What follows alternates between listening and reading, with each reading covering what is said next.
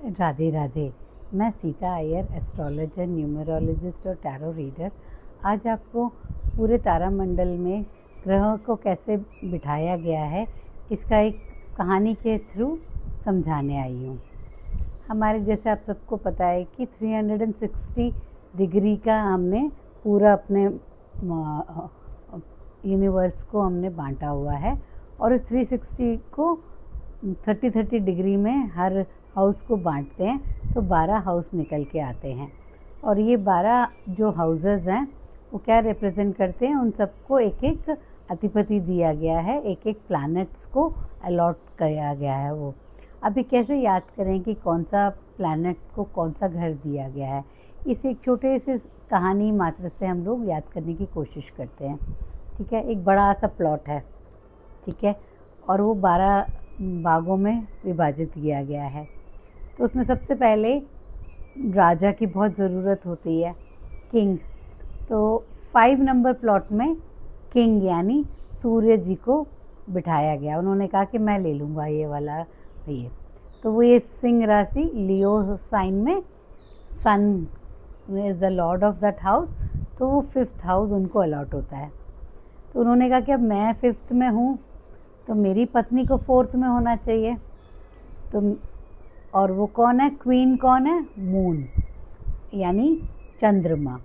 तो चंद्रमा को 4th हाउस दिया गया, किंग के पास वाला हाउस क्वीन के लिए, और वो 4th हाउस हुआ। तो फिर इन दोनों ने सोचा कि हम दोनों का तो घर फिक्स हो गया, तो अब हम क्या करें।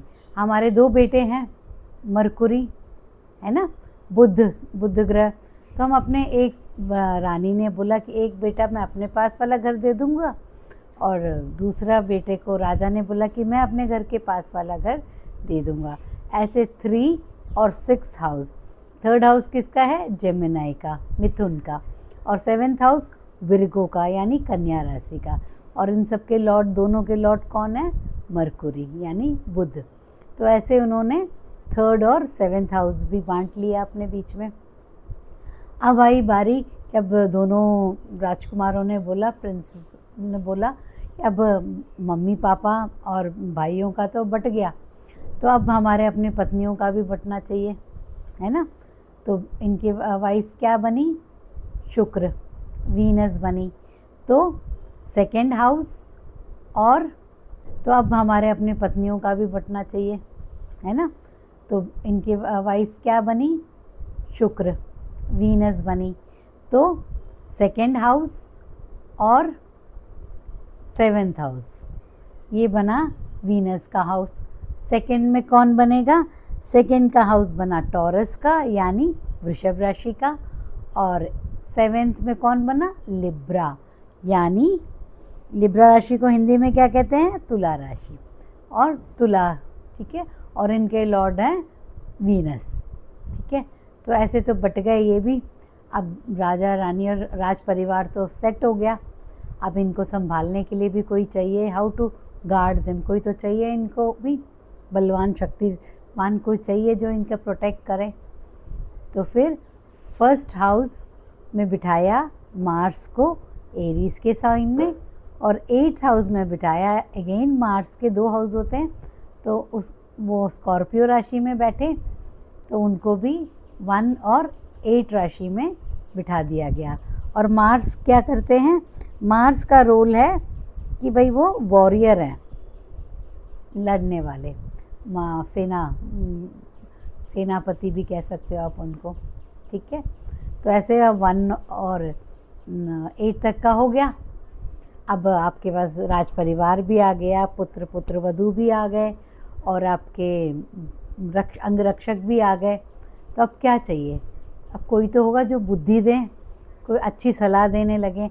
कुछ कहीं करना है, कोई काम किसी कंट्री के साथ वॉर पे जाना है, या कोई प्रजा के लिए कुछ करना हो, तो कोई अच्छा सलाह देने वाला भी चाहिए होता है। तो फिर गुरु की ज़रूरत होती है।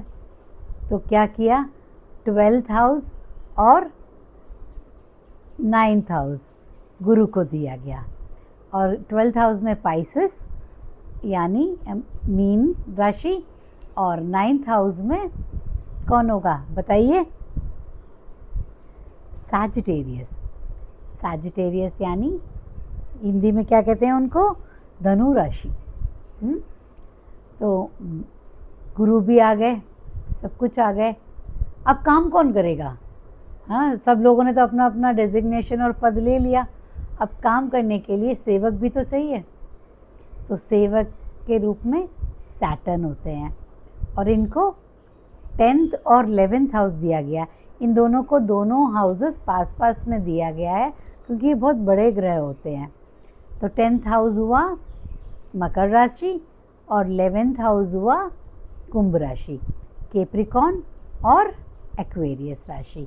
तो इस तरह से ब्रह्मांड का जो 360 डिग्री है वो इन 12 भागों में बटा और इन सारे प्लैनेट्स को अपना अपना हाउसेस मिले और हर हाउस के अधिपति बने।